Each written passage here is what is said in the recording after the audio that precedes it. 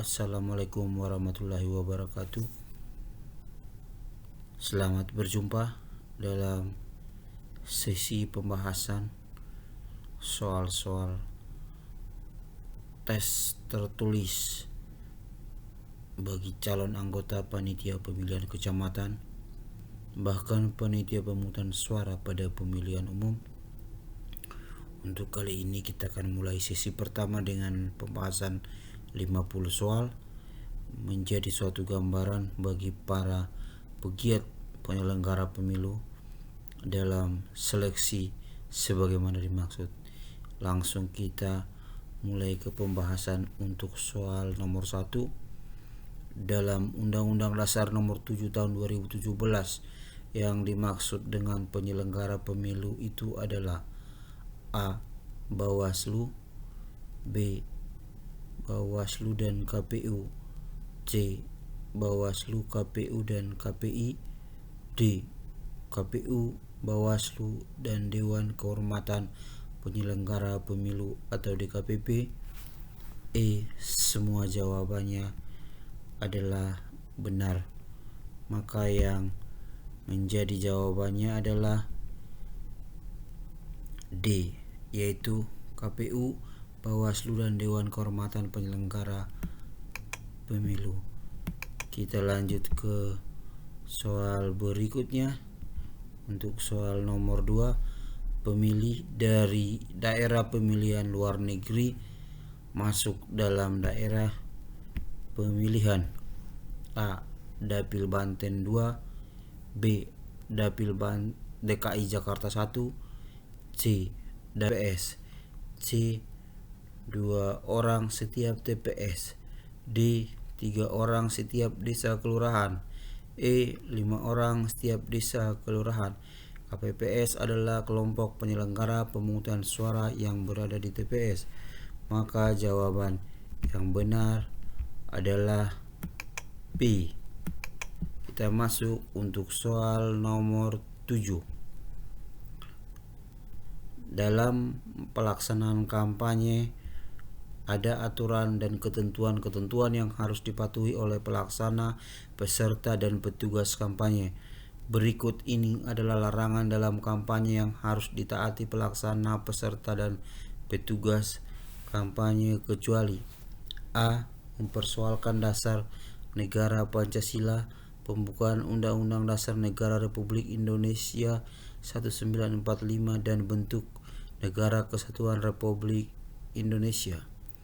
B. Mengganggu ketertiban umum. C. Membawa dan atau menggunakan tanda gambar dan atau atribut selain dari tanda gambar dan atau atribut peserta pemilu yang bersangkutan. D. Menjanjikan atau memberikan uang atau materi lain kepada peserta kampanye. E. Kampanye dengan batas waktu yang telah ditentukan oleh KPU. Maka jawabannya adalah E. Kita masuk untuk soal nomor 8. Berikut ini pernyataan berikut ini merupakan kewenangan dari panitia pemilihan kecamatan kecuali: A. Bersikap tidak diskriminatif dalam menjalankan tugas dan wewenangnya. B. Mengumpulkan hasil penghitungan suara dari seluruh TPS di wilayah kerjanya. C. Melaksanakan wewenang lain yang diberikan oleh KPU Provinsi, KPU Kabupaten Kota sesuai dengan peraturan perundang-undangan. D. Melaksanakan wewenang lain sesuai ketentuan peraturan perundang-undangan. E. Semua jawaban benar.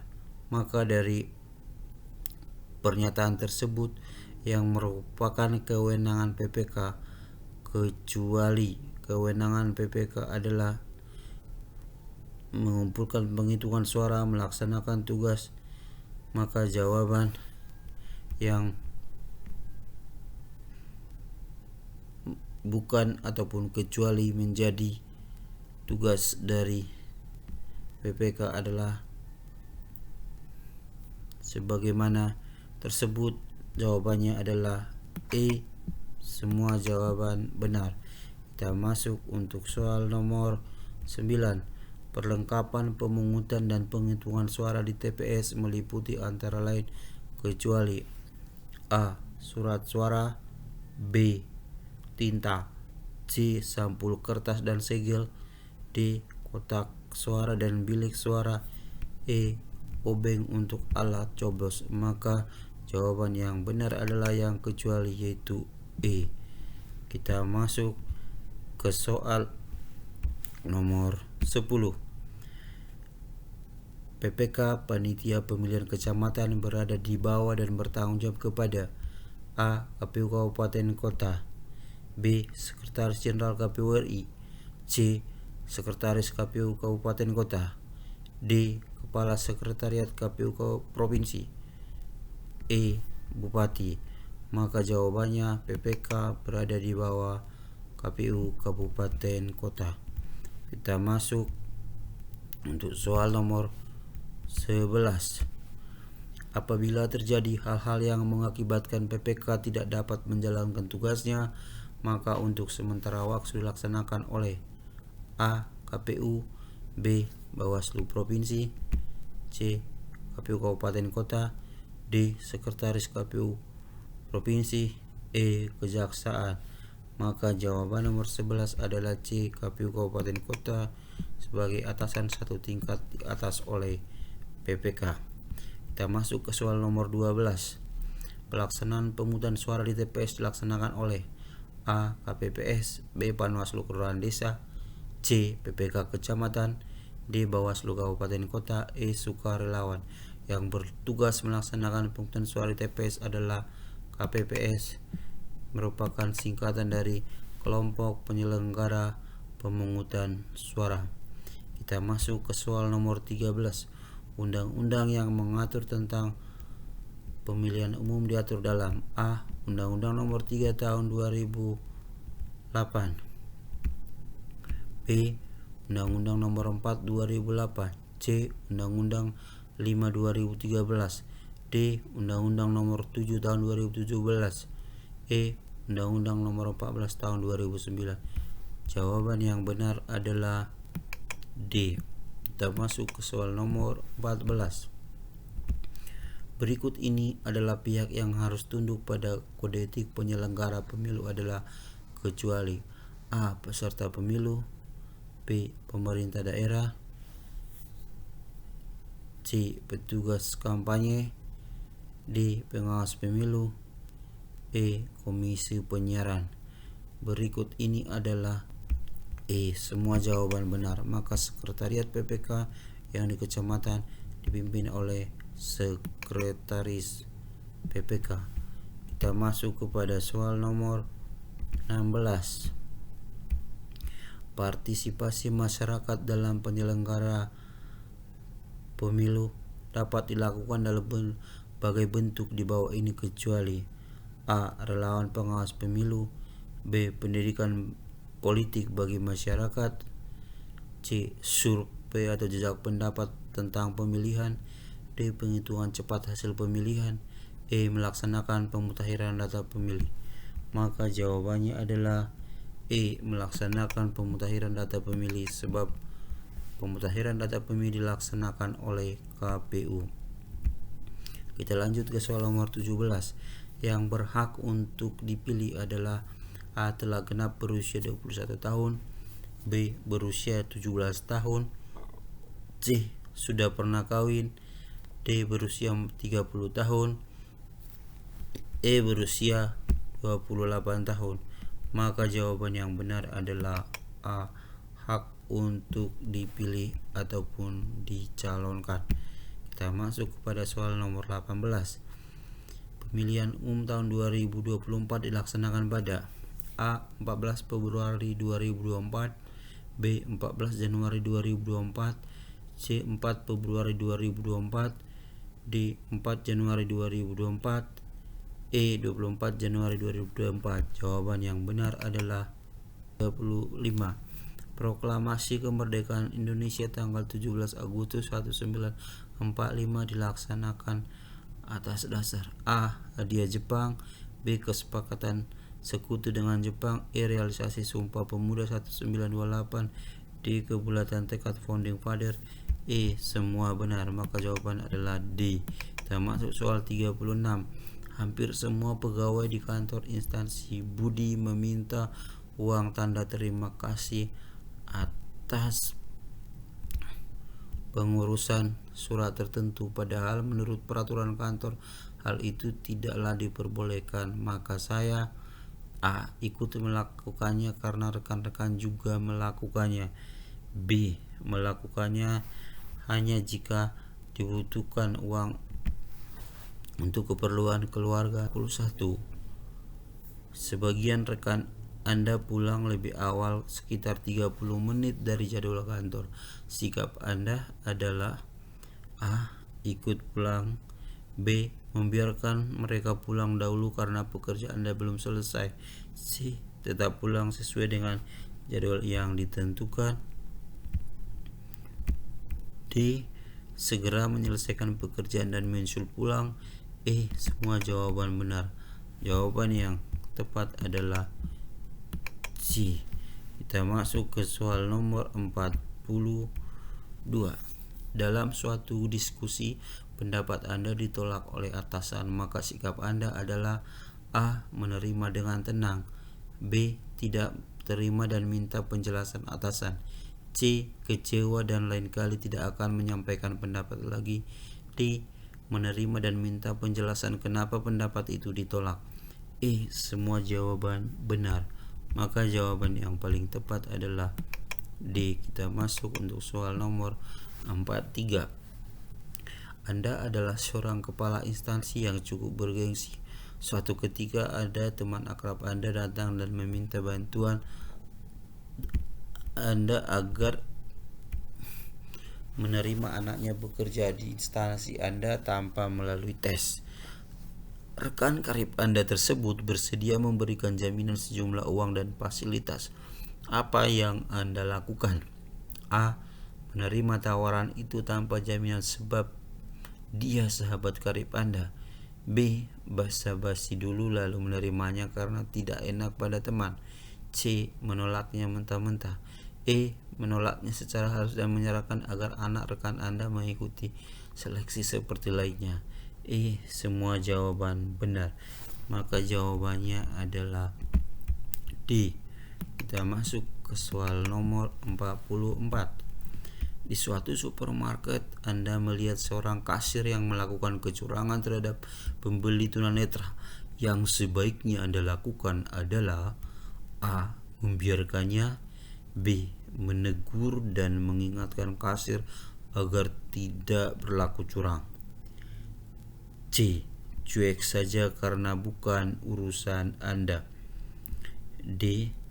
memberitahukan pada pembeli bahwa ia dicurangi, E. melaporkan kasir pada atasan ataupun pemilik supermarket. Jawaban yang paling tepat adalah B. Kita masuk ke soal nomor 45. Sebuah organisasi sedang mengalami permasalahan internal seputar manajemen keuangan atau kerugian atau defisit yang cukup besar. Pendapat saya terhadap kondisi ini adalah A. saya akan menjaga kerahasiaan permasalahan yang terjadi dan tidak ingin ikut campur masalah keuangan. B. seharusnya pimpinan puncak dapat menindak tegas yang terlibat dalam masalah ini. C. tidak mempersoalkan masalah tersebut karena bukan bagian tugas saya. D. perlu penjelasan permasalahan kondisi keuangan perusahaan kepada seluruh jajaran organisasi agar dapat mengevaluasi kembali rencana pembelanjaan. Maka jawaban yang paling tepat adalah untuk soal nomor 45 adalah D. Kita masuk ke soal nomor 46. Berapa jumlah provinsi di Indonesia saat ini? A. 32, B. 33, C. 37, D. 35, E. 36. Maka jawaban yang paling tepat adalah 37. 37 setelah sebelumnya 34 ditambah 3. Daerah otonomi baru di Papua menjadi 37. Kita masuk ke soal nomor 47. Berapa jumlah anggota KPU RI? Adapun jumlah anggota KPU RI adalah A. 3 orang, B. 4 orang, C. 7 orang, D. 6 orang, E. 5 orang. Maka anggota KPU RI ataupun di KPU pusat sebanyak 7 orang. Kita masuk ke soal nomor 48. Landasan konstitusional hukum tata pemerintahan Indonesia adalah A. Undang-Undang Dasar 1945, B. Pembukaan Undang-Undang Dasar 1945, C. Pancasila, D. Proklamasi 17 Agustus 1945, E. Benar semua. Maka jawaban yang paling tepat adalah A. Undang-Undang Dasar 1945. Kita masuk ke soal nomor 49. Rumusan Pancasila terdapat dalam Undang-Undang Dasar 1945 yang ditetapkan tanggal A. 15 Agustus 1945, B. 16 Agustus 1945, E. C. 17 Agustus 1945, D. 18 Agustus 1945, E. 19 Agustus 1945. Jawaban yang paling tepat untuk soal nomor 49 itu adalah